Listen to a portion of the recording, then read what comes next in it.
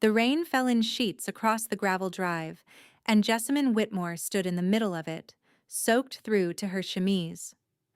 Behind her, the doors of Whitmore Hall slammed shut with a sound like a coffin lid closing. The brass knocker rattled once, then fell silent. Through the tall windows she could see the golden glow of chandeliers, the shadows of guests still moving through the rooms where she'd lived her entire 22 years. They hadn't even let her take a coat. Her hands were shaking, though whether from cold or shock, she couldn't tell anymore. Blood trickled from a cut on her cheekbone where Lysandra's ring had caught her during the slap. The sapphire ring, the one that had belonged to their mother. Everything belonged to Lysandra now. Jessamine's mind kept circling back to the moment it all shattered. Barely an hour ago, standing in the drawing room surrounded by 50 of society's finest. "You dare to question me?"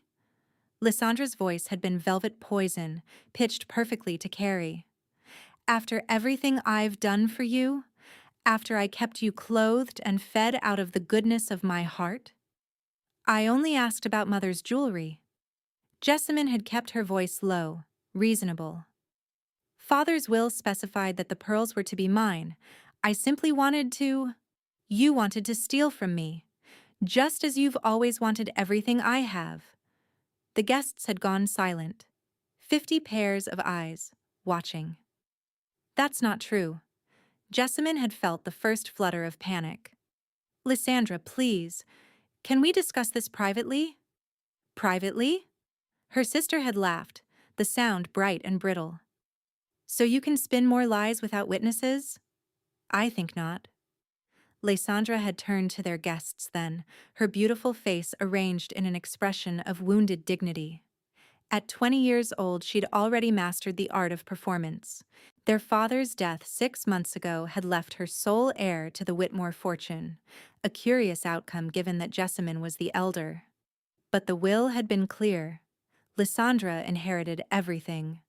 Jessamine received a small allowance and permission to remain at Whitmore Hall, at her sister's discretion. That discretion had just run out. "My sister," Lysandra had announced to the assembled guests, "has been spreading vicious rumors about my character. She has attempted to poison my reputation with our bankers, our solicitors, even our own servants. She has forged letters. She has stolen correspondence. She has done everything in her power to undermine me since the moment Father died." "None of that is true." Jessamine had stepped forward, but Lord Ashworth's wife had physically recoiled from her, as though corruption were contagious. "I have been patient," Lysandra had continued, dabbing at eyes that remained perfectly dry. "I have been forgiving. But tonight I discovered she has been writing to the Duke of Ashworth, attempting to arrange a secret meeting, attempting to seduce a man so far above her station that the very notion is laughable." Gasps rippled through the crowd. "I never wrote to anyone. I don't even know the Duke of Ashworth." Lies. Lysandra had pulled a letter from her bodice, waving it for all to see. In her own hand, begging him to meet her, offering herself like some common— "That's forged. You know I didn't write that." The slap had come fast and hard, snapping Jessamine's head to the side. "Get out." Lysandra's whisper had been meant for Jessamine alone. "No one wants you here. No one has ever wanted you. Father certainly didn't, or he wouldn't have left you with nothing. Get out of my house and don't ever come back." And now here she stood, in the rain, in the dark, with nothing but the dress on her back, and nowhere to go. The nearest village was 8 kilometers away. She would never make it. Jessamine walked because standing still meant dying. The rain had not eased. If anything, it had grown heavier, turning the country road into a river of mud that sucked at her silk slippers with every step. One shoe had already been lost to the muck somewhere behind her. She'd stopped noticing the cold 10 minutes ago, which frightened her more than the darkness. When your body stopped hurting, it meant your body was giving up. She thought of her mother, dead these 3 years, her father, gone 6 months. She thought of the girl she'd been before Lysandra had learned to smile while lying, before the will had been read, and everything had changed. She thought of the letter Lysandra had forged. The Duke of Ashworth. A man Jessamine had never met, never written to, never even seen. Why had Lysandra chosen him for this particular humiliation? It didn't matter now. Nothing mattered except putting one foot in front of the other. The sound of hooves came from behind her, moving fast. Jessamine stumbled to the side of the road, pressing herself against a hedgerow. Probably a guest leaving the party. Someone who would ride past without a second glance at the bedraggled creature in the mud. But the horse slowed. Stopped. Good God. The voice was male, deep, carrying the clipped authority of the aristocracy.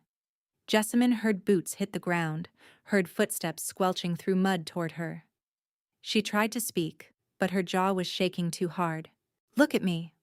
A hand gripped her chin, tilting her face up. Through the rain and the darkness, she could barely make out his features. Sharp jaw, dark hair plastered to his forehead, eyes that caught what little moonlight penetrated the clouds. Can you hear me? Can you tell me your name? Jessamine. Her teeth chattered around the syllables. Jessamine Whitmore. Something flickered in his expression. Recognition? Whitmore Hall is 2 kilometers behind us. Why are you out here alone? In this weather? Dressed like that? Cast out.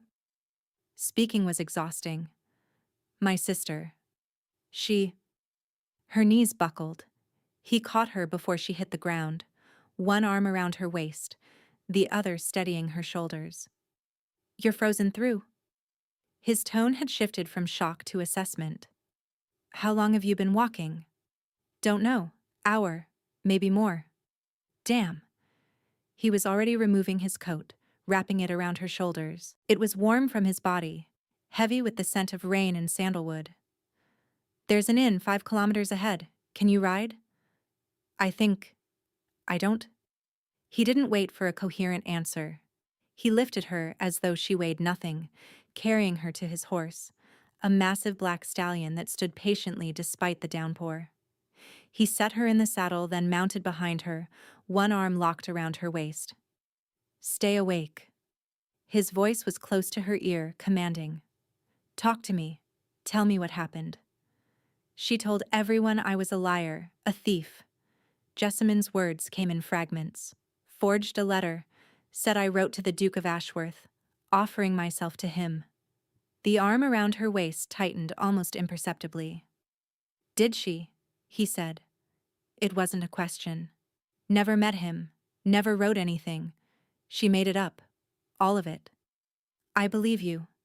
Something about the certainty in his voice made Jessamine turn her head, trying to see his face through the rain. How can you believe me? You don't even know me. No, he agreed, and his voice carried something dark, something dangerous. But I know your sister, and I know exactly what kind of lies she's capable of. Before Jessamine could ask what that meant, the darkness at the edges of her vision rushed inward. She heard him curse as she slumped against his chest. Then nothing. Jessamine woke to warmth and confusion. The ceiling above her was unfamiliar. Dark wooden beams, a candle chandelier casting soft light. She was lying in a bed that smelled of lavender, covered in quilts that seemed to weigh 100 pounds. Her dress was gone, replaced by a linen nightgown that wasn't hers. For a moment she simply breathed, letting sensation return. Her fingers and toes ached, which meant she hadn't lost them to frostbite. Her cheek throbbed where Lysandra had struck her. Everything else was simply exhausted. You're awake. Jessamine turned her head too quickly. Pain lanced through her neck. The man from the road sat in a chair beside the window, watching her with pale gray eyes that seemed to catalog every detail. In the candlelight, she could see him properly for the first time. Sharp cheekbones, a mouth that looked like it had forgotten how to smile, dark hair now dry and slightly disheveled. He was perhaps 30, dressed in simple clothing that nevertheless screamed wealth. He held a glass of something amber, untouched. "Where am I?" "The Crossed Keys Inn. You've been unconscious for 14 hours. The physician says you'll recover fully, provided you don't attempt any more midnight walks through rainstorms." 14 hours? Your body needed rest. It nearly shut down permanently. He stood, moving to a small table where a tea service waited. He poured a cup and brought it to her, helping her sit up enough to drink. His hands were careful, impersonal. "When did you last eat?" Jessamine tried to remember. "Yesterday morning. Lysandra dismissed all the servants who liked me. No one brought me dinner. Your sister sounds charming. She wasn't always—" Jessamine stopped. That was a lie, wasn't it? Lysandra had always been this way. Jessamine had simply refused to see it. "Who are you?" He returned to his chair, settling into it with the controlled grace of a man who was never truly relaxed. "That's a complicated question. Your name, then. That should be simple." "Cassian Valore." He watched her face. "Duke of Ashworth." The teacup nearly slipped from Jessamine's fingers. "You're—" The letter. The forged letter. Oh God. "I was riding home from an engagement in Hertfordshire when I found you. The same road that passes Whitmore Hall." He steepled his fingers. "Your sister accused you of writing to me, offering yourself. I assume you understand why I found that interesting. I didn't write that letter. I swear it. I've never—" "I know you didn't write it." His voice was calm, certain. "Because I have received letters from your sister. Dozens of them. She's been attempting to secure my attention for the better part of a year, using increasingly creative methods." Jessamine stared at him. "Lysandra has been writing to you?" "Persistently. I've ignored every attempt. Apparently, she decided that if she couldn't attract me herself, she would ensure no one else could either." His eyes were cold. "Particularly not a sister she views as competition." "I'm not competition. I'm nothing. She made sure of that when Father died." "Your father's will." The Duke's expression sharpened. "I've heard rumors about that document. Rumors that it was altered before his death." Jessamine's heart stuttered. "What?" "Your father and I had correspondence. Brief, but substantive. He mentioned you specifically, mentioned his plans to ensure your security. And then he died. And suddenly, everything went to Lysandra." "You think she changed the will?" "I think your sister is capable of a great deal more than changing a will." He leaned forward. "Tell me, Miss Whitmore, what do you know about the fire at Thornwood Estate 3 years ago?" "The fire?" Jessamine frowned. "Lord Thornwood's country house? It burned down. He lost everything. His family barely escaped." Lord Thornwood had recently refused Lysandra's request for a courtship with his eldest son. The Duke's voice was soft. "Interesting timing, don't you think?" A cold that had nothing to do with temperature crept through Jessamine's veins. "You can't mean— She wouldn't— I can't prove anything." "Yet." He stood, walking to the window. Rain still streaked the glass. "But I've been watching your sister for 3 years, Miss Whitmore, gathering evidence, waiting for an opportunity." He turned to face her. "And then I found you, half dead on a country road, cast out by the very woman I've been trying to destroy. You know her secrets. You've lived in that house. You've seen things no outsider could ever see." Jessamine understood suddenly. "You want to use me?" "I want to offer you a choice." He crossed to the bed, standing over her with an intensity that made her breath catch. "You can leave this inn with enough money to start over somewhere far away. New name, new life. You'll spend the rest of your years looking over your shoulder because Lysandra doesn't leave loose ends. Or you come with me to Ashworth Keep. You help me build a case against your sister. You testify to what you've witnessed, what you know, And in exchange, I offer you my protection." He paused. "My name?" Jessamyn's mouth went dry. "Your name? Marry me, Miss Whitmore. Become the Duchess of Ashworth. Your sister can't touch you if you outrank her. She can't silence you if the most powerful man in the northern counties is standing beside you. You're asking me to marry you so we can destroy my sister together. I'm offering you a weapon." His gray eyes held hers. "You can die a victim, or you can live long enough to become the one thing Lysandra never expected: a threat." Jessamyn looked at this man, this stranger, who had pulled her from the mud and was now offering her a crown made of vengeance. "If I do this," she said slowly, "I want the truth about my father's will. I want to know if she stole my inheritance." "Agreed? And I want Lord Thornwood to know what really happened to his estate. If she burned it, his family deserves justice." "Agreed. And I want her to know it was me." Jessamyn's voice hardened. "When it all falls down, I want her to see my face and know that the sister she threw away is the one who destroyed her." Cassian Valor, Duke of Ashworth, extended his hand. "Then we have a bargain, Miss Whitmore." Jessamyn took it. His grip was firm, warm, and absolutely unforgiving. She had been cast into the rain with nothing. Now she would return as a storm. Ashworth Keep rose from the moorland like something carved from the earth itself. Dark stone walls climbed 4 stories high, topped with battlements that spoke of centuries when dukes were warriors, not politicians. The windows were narrow, watchful. The ground stretched endlessly in every direction, wild heather and ancient oaks, and a silence so complete it felt holy. Jessamyn pressed her face to the carriage window, her breath fogging the glass. "It's a fortress," she murmured. "It was built during the Wars of the Roses." Cassian sat across from her, his expression unreadable. "My family has held it for 400 years. We've survived sieges, rebellions, and 3 attempts at assassination. We'll survive your sister." 3 days had passed since their bargain at the inn. 3 days of travel, of careful meals, of a physician checking her recovery at every stop. Cassian had been courteous and distant, ensuring her comfort while revealing nothing of himself. She still didn't know why he truly hated Lysandra. The carriage rolled through iron gates, and suddenly they were surrounded by activity.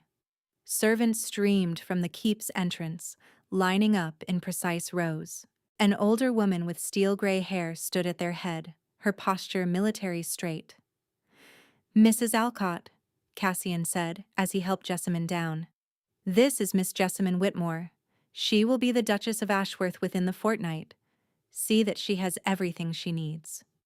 If Mrs. Alcott was surprised, she didn't show it. Her eyes swept over Jessamyn's borrowed dress, her wind-tangled hair, the fading bruise on her cheek, and something like approval flickered there. "Welcome to Ashworth Keep, Miss Whitmore. We've prepared the Duchess's chambers in the East Tower." The next 2 weeks blurred into exhaustion. Jessamyn learned to walk like a duchess, shoulders squared, chin lifted, each step deliberate. She learned to speak like a duchess, modulating her voice, choosing words that cut without seeming sharp. She learned which fork to use, which wines to request, which topics were acceptable, and which would mark her as provincial. Mrs. Alcott was relentless. "Again," she would say when Jessamyn's curtsy wasn't deep enough. "Again," when her pronunciation slipped. "Again," when her composure cracked during a mock conversation about politics. But there were moments of kindness, too. A cup of tea appearing exactly when Jessamyn's energy flagged. A gentle correction instead of a sharp one when she was clearly struggling. A story about Mrs. Alcott's own journey from housekeeper's daughter to the most powerful servant in the northern counties. "His Grace's mother trained me," Mrs. Alcott said one evening. "She believed that anyone could learn grace, given enough determination. She would have liked you, I think." "What happened to her?" Mrs. Alcott's expression shuddered. "That's not my story to tell." At night, Alone in her vast chambers, Jessamine would stand at the window and stare out at the moors. She thought about Lysandra in Whitmore Hall, surrounded by the luxury their mother had built. She thought about the forged letter, the stolen inheritance, the fire at Thornwood Estate. She thought about Cassian, who watched her from doorways and said nothing, whose gray eyes held secrets she couldn't yet decipher. He was using her. She knew that, but she was using him too. The question was, which of them would regret it first? On the 12th night, Jessamine couldn't sleep. The keep was silent at this hour. All the servants abed, the corridors lit only by occasional candles. She wrapped herself in a shawl and wandered, learning the bones of her new home. The portrait gallery, the music room, the library that seemed to stretch forever. It was in the library that she found him. Cassian stood before the fireplace, one hand braced on the mantel, staring into flames that had burned down to embers. He held a glass of whiskey, untouched. His coat was discarded, his shirt sleeves rolled, his careful composure completely absent. He looked like a man in pain. "Your Grace?" He turned sharply, and for one unguarded moment, she saw something raw in his expression. Then the mask slammed back into place. "Miss Whitmore, you should be resting." "So should you." She crossed the library, stopping a few feet from the fireplace. On the mantel beside his hand sat a small portrait, a young woman with dark hair and laughing eyes, perhaps 17 or 18. "Who is she?" Cassian was silent for so long she thought he wouldn't answer. "My sister." His voice was rough. "Vivienne. She died 5 years ago." "I'm sorry." "Don't be." He drained his whiskey in one swallow. "Be angry, be furious, because your sister killed her." The words hung in the air like smoke. Lysandra killed. Jessamine couldn't finish the sentence. Vivienne was 18. Beautiful. Kind to a fault. Cassian set down his glass with exaggerated care. She came out that season and immediately became the most sought-after debutante in London. Every eligible man wanted her attention. Every ambitious mother saw her as a threat. Including Lysandra? Lysandra was 15, but already convinced she deserved to be the center of attention. Vivienne outshone her effortlessly, not through cruelty, but simply by being herself. Cassian's jaw tightened. Your sister couldn't bear it. She saw Vivienne as an obstacle to everything she wanted. The best suitors, the highest status, the brightest spotlight. Jessamine felt ice spreading through her chest. What happened? Vivienne went riding one morning. Her saddle girth had been cut almost through. The horse threw her at full gallop. She broke her neck. You can't know Lysandra did that. I know she was seen in our stables that morning. I know she had been openly hostile to Vivienne for weeks. I know that after my sister's death, Lysandra suddenly had no competition for the season's most eligible bachelors. Jessamine sank into a chair, her legs unable to hold her. All this time, she breathed. All these years, I lived with her. I defended her. I told myself she was just difficult, just spoiled, just... You didn't know. I should have seen it. She's very good at hiding. Cassian crossed to her, crouching so they were eye level. That's why I need you. You've lived in that house. You've watched her for years. You know things you don't even realize you know. I want to help you. Jessamine's voice cracked. Not just for revenge, not just for my inheritance, for Vivienne, for Lord Thornwood's family, for everyone she's ever hurt. That's not a small commitment. Neither is marrying a stranger to destroy my own sister. She met his eyes. You've been treating me like a weapon to be aimed, but I'm not a tool. I'm a partner. Or this doesn't work. Cassian studied her for a long moment. Then slowly he extended his hand. Partners. She took it. His grip was warm, and this time, it felt like something more than a bargain. The wedding was held in Ashworth Keep's private chapel, with only Mrs. Alcott and the household staff as witnesses.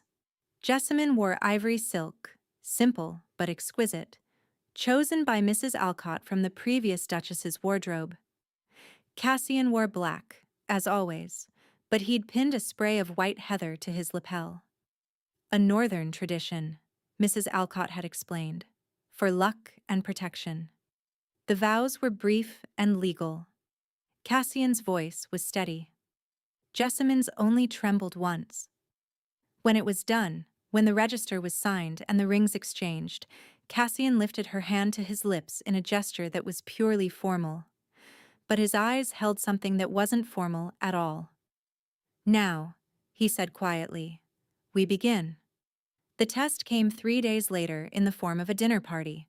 12 guests, Cassian explained over breakfast, carefully chosen, Lord and Lady Pemberton, allies of mine, Sir Marcus Thorne, a magistrate with influence, Lady Ashworth, my aunt, who will judge you more harshly than anyone alive. Comforting. And Lord Blackwood. Cassian paused. Who invested heavily with your father's estate? Investments that seem to have vanished since Lysandra took control. Jessamyn understood immediately. You want me to plant doubt. I want you to be exactly what you are. A woman who is cast out for asking questions about missing money. If Lord Blackwood starts asking his own questions, others will follow. That evening, Jessamyn descended the grand staircase in deep emerald velvet, her mother's pearls at her throat, the ones Lysandra had claimed but hadn't yet found in Jessamyn's hidden luggage. Her hair was swept up in the current fashion. Her posture was flawless. She looked like a duchess. She felt like a fraud. But she walked into that dining room, and she smiled, and she performed. Lady Ashworth was indeed terrifying, a silver-haired dragon who asked pointed questions about Jessamyn's family, her education, and her accomplishments. Jessamyn answered each one with careful honesty, admitting her modest upbringing while emphasizing her mother's gentle breeding. Your mother was a Harrington, Lady Ashworth said finally. Good stock. It shows. From her, that was practically an embrace. Lord Blackwood was easier. A jovial man with worried eyes, he mentioned his investments within the first hour. Your father managed my pension fund, he said over the fish course. Solid returns for years. But since his passing, I've had trouble getting clear answers from Whitmore Hall. How troubling. Jessamyn kept her voice light. My sister can be difficult to reach. She has so many responsibilities now. You don't manage the estate alongside her? I'm afraid my sister and I had a falling out. Jessamyn touched her cheek, where the bruise had finally faded.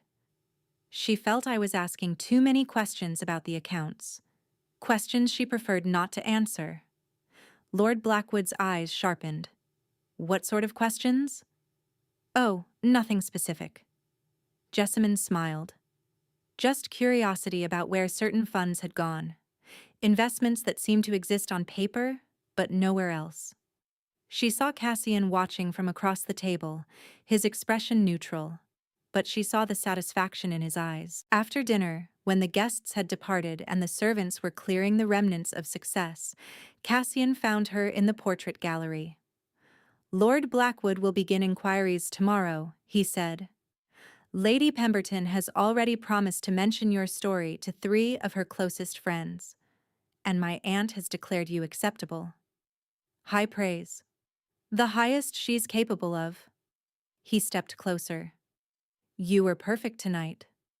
I was terrified. That's what made it perfect. His hand brushed her elbow, a touch so light she might have imagined it. Fear didn't stop you. That's the difference between victims and survivors. Jessamyn looked up at him, at this man who had pulled her from the mud and made her a duchess and was teaching her to be a weapon. What happens now? Now the rumors begin to spread. His gray eyes gleamed. And in 2 weeks, we attend the Ashworth annual ball in London. Every important family in the country will be there. Including Lysandra? Including Lysandra. His smile was cold and beautiful. She'll learn you're alive. She'll learn you're married. And she'll realize, too late, that the sister she threw away has become the one thing she can't control. Jessamine thought of Lysandra's face when she'd cast her out. No one wants you. Soon, very soon, her sister would discover just how wrong she'd been. The Ashworth annual ball was the event of the season. 300 guests filled the grand ballroom of Ashworth House in London, the Duke's city residence. Crystal chandeliers cast rainbow light across silk gowns and military medals. An orchestra played from a gilded balcony. Champagne flowed like water. And Jessamine stood at the top of the marble staircase, her hand on Cassian's arm, waiting to be announced. "Breathe," he murmured. "I am breathing." "You're holding your breath. I can feel your pulse racing through your glove." She forced air into her lungs. What if she's already here? What if she sees me before I'm ready? Then she sees a duchess on the arm of the most powerful man in the room. Cassian's hand covered hers. "You've earned this moment. Don't let fear steal it." The majordomo's voice rang out across the ballroom. His Grace, the Duke of Ashworth, and Her Grace, the Duchess of Ashworth. 300 heads turned. Jessamine descended the staircase with the grace Mrs. Alcott had drilled into her bones. Her gown was midnight blue silk, scattered with tiny crystals that caught the light like stars. Sapphires glittered at her throat and ears. She looked like a constellation given human form. She looked nothing like the woman Lysandra had thrown into the rain. The crowd parted as they reached the ballroom floor. Whispers followed them like shadows. "Is that truly the Whitmore girl? I heard she was cast out, disinherited, and now she's a duchess? How delicious."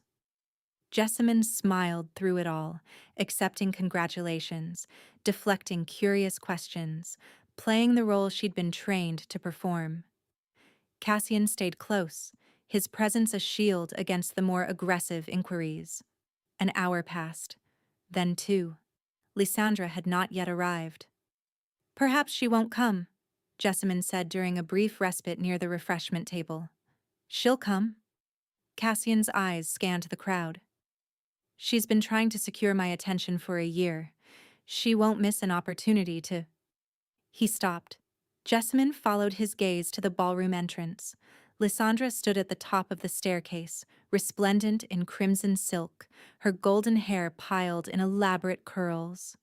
She was beautiful, achingly so, the kind of beauty that made people forget to question what lay beneath. The majordomo announced her. "Miss Lysandra Whitmore, of Whitmore Hall." Lysandra descended with practiced elegance, her smile radiant for the assembled guests. She hadn't seen Jessamine yet. Her eyes were scanning the room, searching for someone, searching for Cassian.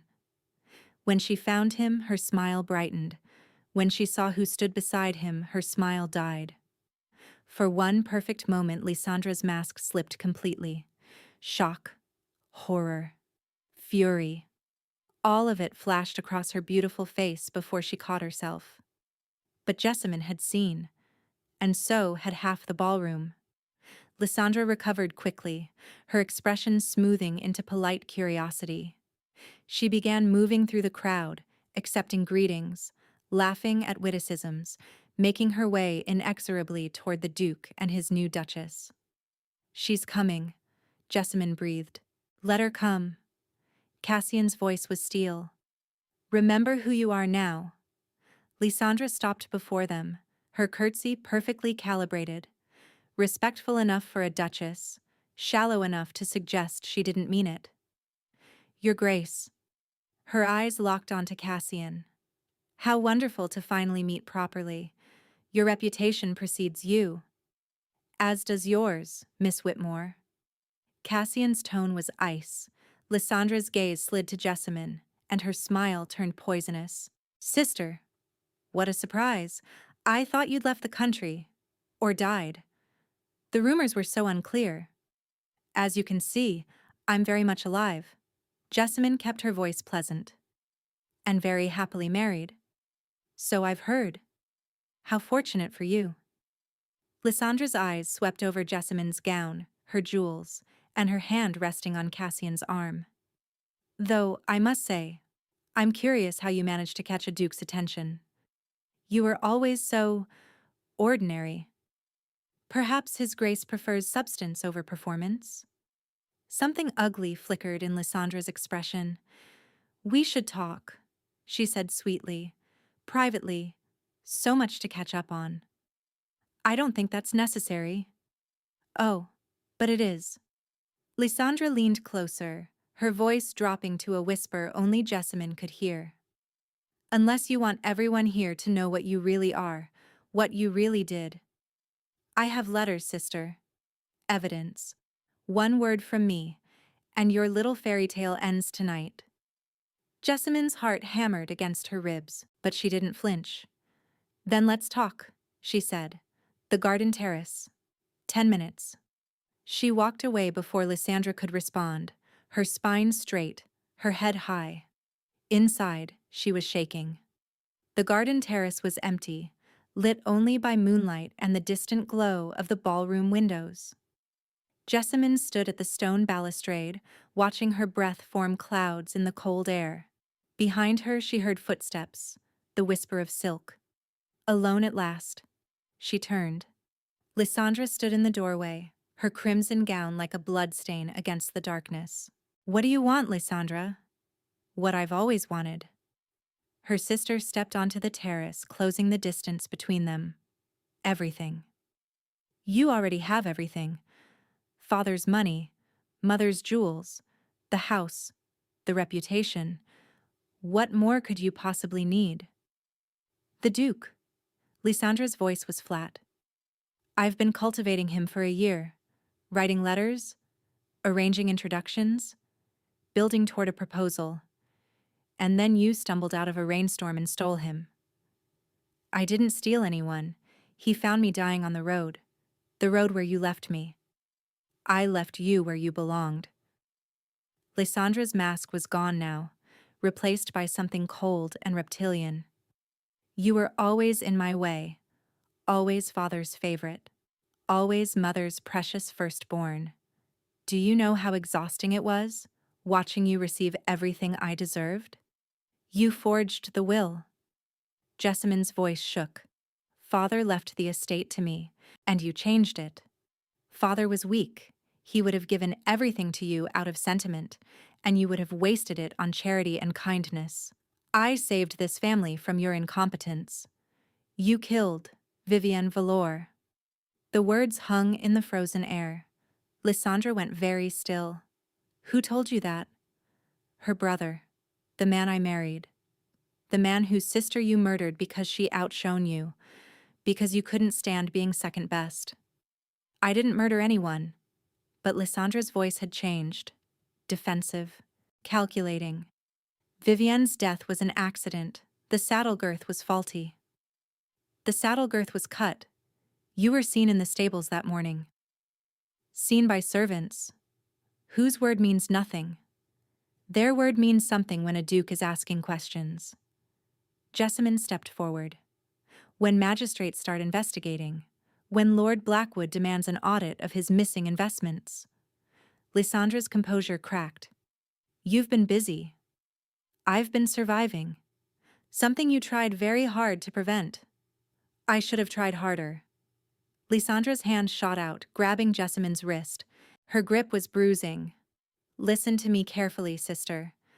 I don't know what game you think you're playing, but you will not win. I have spent years building my position. I have allies you can't imagine. And I have information that will destroy your precious Duke if you don't back down. What information? His mother. Lysandra smiled. The previous Duchess of Ashworth. Everyone thinks she died of fever. But I know the truth. I know what really happened in this house 15 years ago. And if you don't convince your husband to drop his investigation, I will make sure the whole world knows his family's darkest secret. Footsteps behind them. That won't be necessary. Cassian emerged from the shadows, his expression carved from stone. You've been listening. Lysandra released Jessamine's wrist. How rude. You threatened my wife. You threatened my family. I'd say rudeness is the least of your concerns. He moved to stand beside Jessamine. Whatever you think you know about my mother, I suggest you consider carefully before speaking. Because I know things about you as well. Things that would see you hanged. You can't prove anything. Not yet. His smile was terrifying. But the ball isn't over. And I have a great many friends here tonight who are very interested in hearing certain stories. Lysandra's face went pale. You wouldn't. Watch me. He offered Jessamine his arm. Come, darling. We have guests to attend to. They left Lysandra standing alone in the moonlight, her crimson gown the only color in a world of shadows. They didn't return to the ballroom immediately. Cassian guided Jessamine through a side door, down a corridor, into a small sitting room lit by a single lamp. He closed the door behind them and leaned against it, exhaling slowly. Are you all right? No. Jessamine's hands were shaking. She threatened your mother. What did she mean?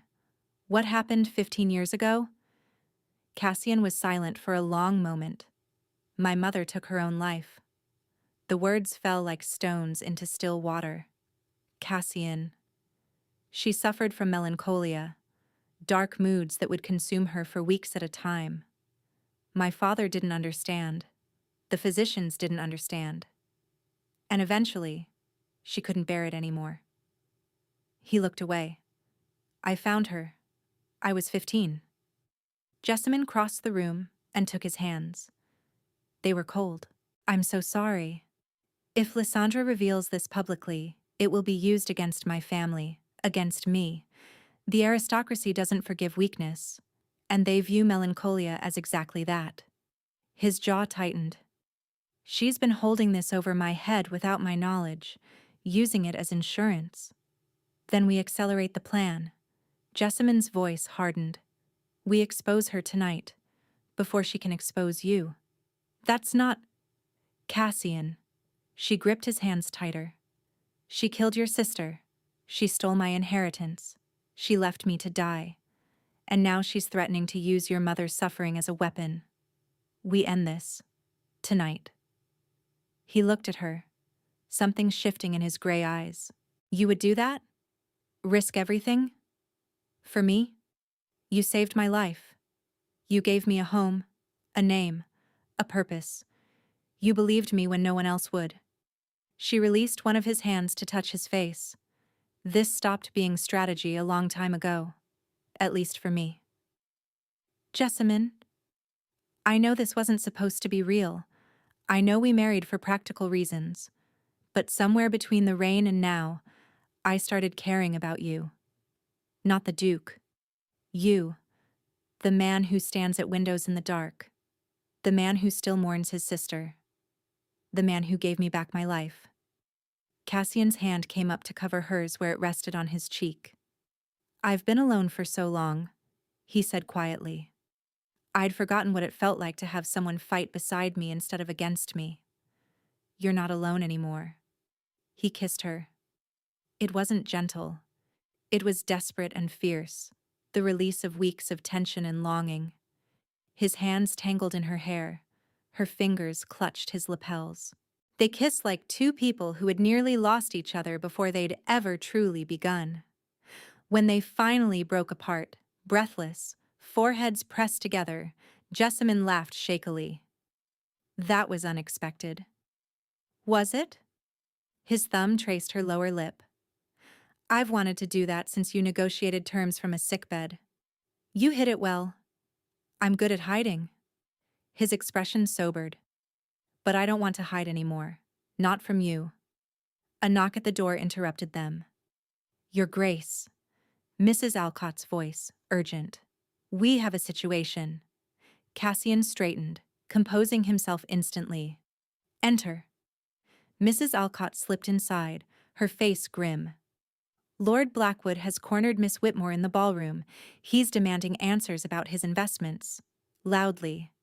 And she's responding with accusations about the Duchess. Claims of theft, forgery, mental instability. The guests are riveted. Jessamine's blood ran cold. She's doing it publicly, trying to destroy my credibility before we can destroy hers. Then we give them something else to talk about. Cassian's eyes gleamed. Mrs. Alcott, send word to Sir Marcus Thorne, tell him it's time. Time for what? Jessamine asked. Cassian took her hand. Time to end this. The ballroom had transformed into a theater. 300 guests had arranged themselves in a loose circle around the spectacle at its center. Lord Blackwood stood red-faced and furious, brandishing papers.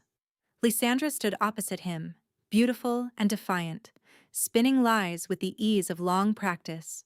The Duchess of Ashworth is a fraud, she was saying as Jessamine and Cassian entered. My sister was always unstable, jealous, prone to delusions. She attacked me, stole from me, and fled before she could face justice. Whatever stories she's told, they're the fantasies of a damaged mind. That's quite an accusation. Cassian's voice cut through the murmurs. Do you have evidence? Every head turned. The crowd parted as Cassian and Jessamine walked forward, arm in arm, united. Lysandra's composure flickered at the sight of them together, unbroken. I have the testimony of our household staff. I have documents showing her instability. I have forgeries. Jessamine's voice was clear and steady. Just like the letter you claimed I wrote to the Duke. Just like our father's will. Gasps rippled through the crowd. How dare you? Lysandra hissed. I dare, because it's true. Jessamine released Cassian's arm and stepped forward. Our father's original will left the estate to me. You altered it after his death, bribing a solicitor to make the changes. I have the solicitor's confession. That's impossible. Is it? Sir Marcus Thorne emerged from the crowd, a leather satchel in his hands. Because Mr. Pemberton was quite forthcoming once he understood the alternative was prosecution for fraud. He withdrew a sheaf of documents. The original will of Lord Whitmore, leaving the bulk of his estate to his eldest daughter, Jessamine. Alongside it, the altered version, with clear evidence of forgery. And Mr. Pemberton's signed statement explaining exactly how Miss Lysandra Whitmore compensated him for his services. The ballroom erupted. This is a conspiracy. Lysandra's voice rose to a shriek. They're lying, all of them. What about Lord Thornwood's estate? Lady Pemberton called from the crowd. The fire that destroyed everything? Another accident, I suppose? Lord Blackwood's voice dripped contempt. Like the accident that killed Lady Vivian Valor? Like the accident that left the Duchess of Ashworth half dead on a country road? I never touched Vivian Valor. Then explain this. Cassian withdrew a letter from his coat. Written in your hand to a groom at our stables, instructing him to ensure Lady Vivian's ride is memorable. Dated the morning of her death. Where did you get that? From the groom himself, who has lived with his guilt for 5 years and finally found the courage to confess. Cassian's voice was iron. You paid him to cut the saddle girth. You murdered my sister because she stood in your way, because she outshone you, because you couldn't tolerate anyone being more admired than yourself. She deserved it. The words tore from Lysandra before she could stop them. Vivian thought she was so perfect, so beloved, everyone fawning over her while I was invisible. I spent years being overlooked, underestimated, dismissed, and she waltzed into society and took everything that should have been mine. The confession hung in the air like poison. 300 witnesses, 300 members of society's elite, hearing Lysandra Whitmore admit to murder. I think, Sir Marcus said quietly, that we've heard enough. 2 magistrates emerged from the crowd, moving toward Lysandra. No. She backed away, her beautiful face contorted with fury and fear. No, you can't do this. I'm Lysandra Whitmore. I'm one of you. You can't— Miss Whitmore. The magistrate's voice was firm. You are under arrest for the murder of Lady Vivian Valor, the attempted murder of the Duchess of Ashworth, forgery, fraud, and arson. You will be held until trial. Jessamine! Lysandra turned to her sister, desperation cracking through her rage. Jessamine, please. We're family. We're blood. You can't let them do this to me. Jessamine looked at the woman who had stolen her inheritance, destroyed her reputation, and left her to die in the rain. "You told me no one wanted me," she said quietly. "You were wrong." She took Cassian's hand. "Goodbye, Lysandra." The magistrates led her sister away, her screams echoing through the ballroom long after she'd disappeared from sight. The guests departed slowly, buzzing with the scandal of the century. By midnight, Ashworth House was quiet. The servants moved through empty rooms, clearing glasses and extinguishing candles. The orchestra had packed their instruments and gone. Jessamine stood on the terrace where she'd confronted Lysandra hours ago, watching the moon rise over London's rooftops. The cold air felt clean after the heat and chaos of the ballroom. Footsteps behind her. She didn't turn. "It's done," Cassian said, coming to stand beside her. "Is it?" Jessamine's voice was hollow. "She's my sister. Whatever she did, she's still my blood. I helped send her to prison, possibly to the gallows. You helped bring a murderer to justice." "I know." She finally looked at him. "I know it was right. But it doesn't feel like victory. It feels like grief." Cassian took her hands, turning her to face him fully. "You're allowed to grieve. You're allowed to feel complicated things about complicated people. That's what makes you human. What happens now? Now the courts handle Lysandra. Lord Blackwood recovers his investments. Lord Thornwood finally knows the truth about his estate. And you—" He hesitated. "You decide what you want." "What I want?" "The arrangement was to destroy Lysandra. That's done.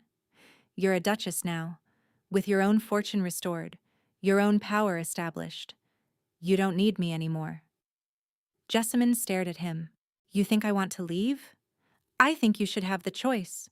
You married me for protection, not love.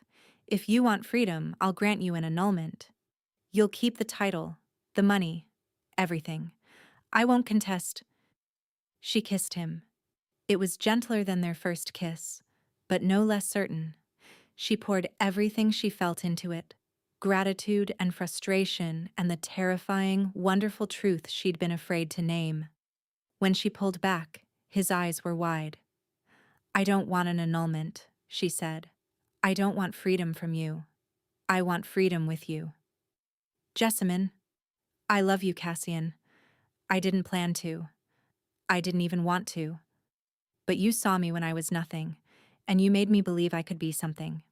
Not because of titles or gowns or jewels, because you believed in who I actually am." His forehead dropped to hers. "I've spent so long being angry," he whispered, "at Lysandra, at the world, at myself for not saving Vivian. I forgot there was anything else. And now? Now I remember." His hands framed her face. "You brought me back to life. You gave me something to fight for beyond revenge. I love you. I didn't think I was capable of it anymore. But I do." They stood there in the moonlight, two people who had found each other in the wreckage of their lives and built something neither had expected. "So what now?" Jessamine asked. "Happily ever after?" "Something better." Cassian smiled, and it transformed his face. "Happily, imperfectly, stubbornly ever after.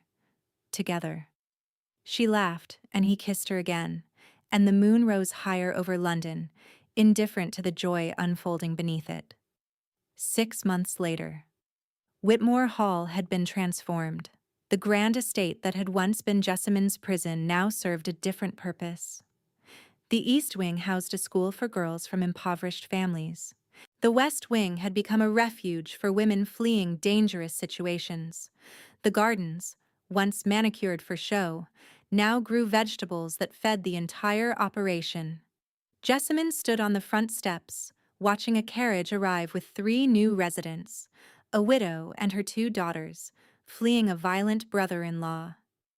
"Welcome to Whitmore House," she said, helping them down. "You're safe here." The widow's eyes were haunted but hopeful. "Is it true? What they say about you?" "What do they say?" "That you were cast out with nothing, That you came back as a duchess. That you destroyed the woman who tried to destroy you. Jessamine smiled. I survived. That's all. And now I help others do the same. That evening, she returned to Ashworth Keep, where Cassian waited in the library with 2 glasses of wine and a fire burning low. How many today? He asked, pulling her into his arms. 3. A mother and her daughters. The older girl reminds me of myself at that age. Frightened, but fierce. She's in good hands. Jessamine settled against his chest, listening to his heartbeat. Lysandra's trial concluded today. He tensed slightly. And? Transportation, life in the colonies. She'll never return to England. How do you feel? Relieved. Sad. Grateful it wasn't the gallows. She looked up at him. Is that wrong? To still feel something for her after everything? It's human. He kissed her forehead. You're allowed to be human, Jessamine, even when it's complicated. She traced the lapel of his coat, finding the small pin he always wore, a spray of white heather, for luck and protection. I have something for you. She reached into her pocket and withdrew a small velvet box. I know we exchanged rings at the wedding, but that was a contract. This is a choice. Inside the box was a simple gold band, engraved with words in tiny script. Found in the storm. Kept in the light. Cassian's breath caught. Jessamine. You pulled me from the rain when I was nobody. You saw what I could become before I believed it myself. I choose you, Cassian, not because I need protection, not because of strategy or revenge, because you're the person I want beside me for the rest of my life. He slid the ring onto his finger, then cupped her face in his hands. I choose you too. Every day. Every storm. Every complication. They kissed in the firelight, surrounded by books and silence and the absolute certainty that they had found home. Jessamine had been cast out into the rain, told she was worthless, left to die by the sister who should have loved her. But she had survived. She had risen. And she had discovered that the opposite of being wanted by no one wasn't being wanted by everyone. It was being wanted by the right one. Thank you for staying with us until the very end. If this story moved you, if Jessamine's journey from the rain to redemption resonated with something in your own heart, I hope you'll share it with someone who needs to hear it. Drop a comment below telling us your favorite moment and where you're listening from. And if you're ready for another story where love rises from the ashes of betrayal, subscribe and ring that notification bell so you never miss the next chapter. You're the reason these stories exist. Thank you for being here, for listening, for believing that even on the darkest nights, the right hand will reach for yours.